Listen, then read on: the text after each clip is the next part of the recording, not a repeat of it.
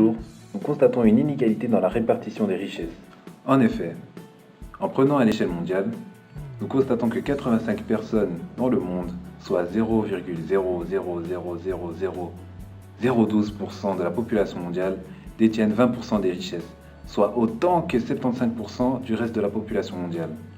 De plus, 2% de cette même population détient 55% des richesses. De plus en plus d'emplois sont supprimés dus à l'automatisation des entreprises, qui augmentent, certes, leur productivité et mènent à la hausse leurs bénéfices, mais nécessitent moins de main-d'œuvre, ce qui conduit au chômage structurel.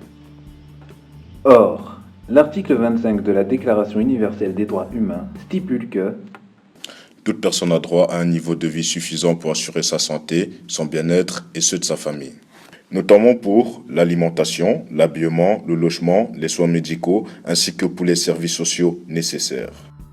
une éventuelle solution à cette inégalité est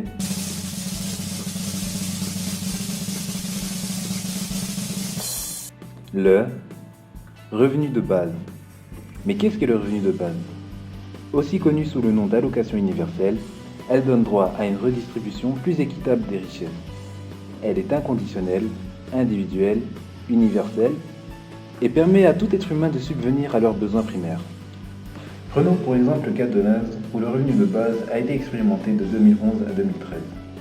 6 000 personnes ont reçu 4 $ par mois, ce qui équivaut à 40% du revenu de l'Inde rurale. Nous avons pu constater une amélioration du niveau de vie, de la santé publique, de l'éducation et beaucoup plus de possibilités d'entrepreneuriat. Mais d'où va venir tout cet argent redistribué? C'est simple, sur la taxation des transactions financières, des produits polluants, des produits luxueux, des très hauts revenus et enfin, rendre beaucoup plus accessible toute forme d'allocation déjà existante. Vu que le revenu de base n'a pas encore été assez expérimenté, nous ne savons pas quels seront ses effets en Europe.